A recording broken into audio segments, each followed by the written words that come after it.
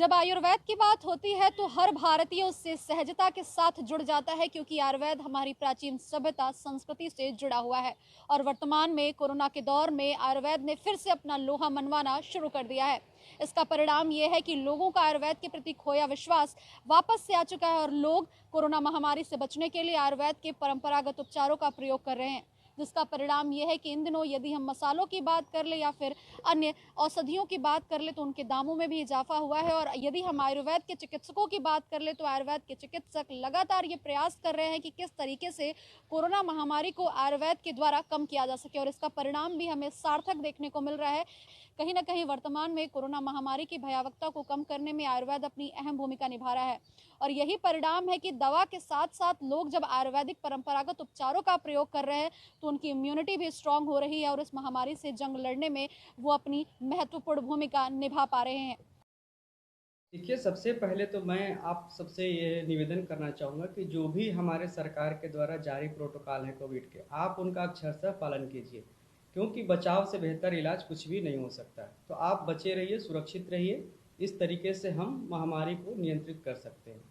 जहाँ तक रही बात घरेलू इलाज की और पारंपरिक की, तो बहुत सी ऐसी चीज़ें हैं जो आपके किचन में उपलब्ध हैं, उनसे आप अपना खुद का इलाज भी कर सकते हैं और बचाव भी कर सकते हैं।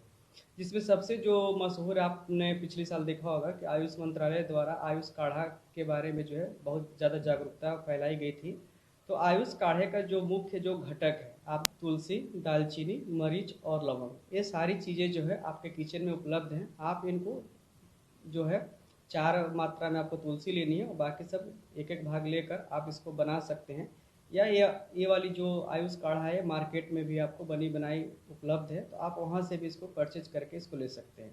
लेने में आपको ज़रूर ध्यान रखना होगा कि बहुत से लोग होता है कि ज़्यादा मात्रा में ले रहे हैं, 3 बार 4 बार ले रहे हैं। तो लेने से पहले अगर आपके कोई चिकित्सक हैं, कोई मित्र हैं, तो आप उनसे सलाह ज़रूर ले लें।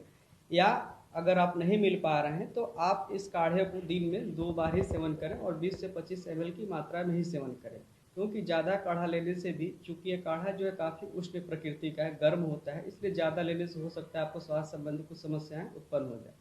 तो जो भी काढ़ा लें आप एक नियमित मात्रा में और जो है उचित मात्रा में ही लेना आपके लिए सही रहेगा।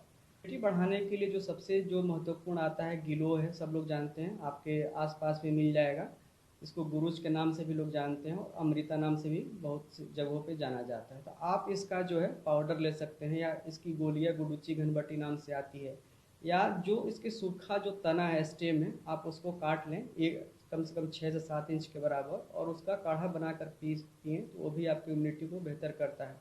इसमें आप और चाहे तो तुलसी के पत्ते मिला सकते हैं, अदरक मिला सकते हैं, मरीच मिला सकते हैं, दालचीनी मिला सकते हैं। तो ये सब चीज़ें भी आपकी इम्यूनिटी के लिए बेहतर है। और जो दूसरी जो महत्वपूर्ण चीज़ें हैं कि हमारा जो है मन भी मजबूत होना चाहिए, क्योंकि आयुर्वेद में कहा गया है कि विषादो रोग वर्धनाना, यानी कि अगर मन में आपके डर है तो आपको रोग बहुत जल्दी हो सकता है। तो जब भी अपने मन को मजबूत रखें, ये भी एक इम्यूनिटी बढ़ाने में आपकी काफ़ी हद तक मदद करेगा। तो सुना आपने चिकित्सक ने क्या कहा। वाकई वर्तमान समय में हमारे पारंपरिक जो उपचार है, आयुर्वेद है, हमारे लिए बेहद सहायक है।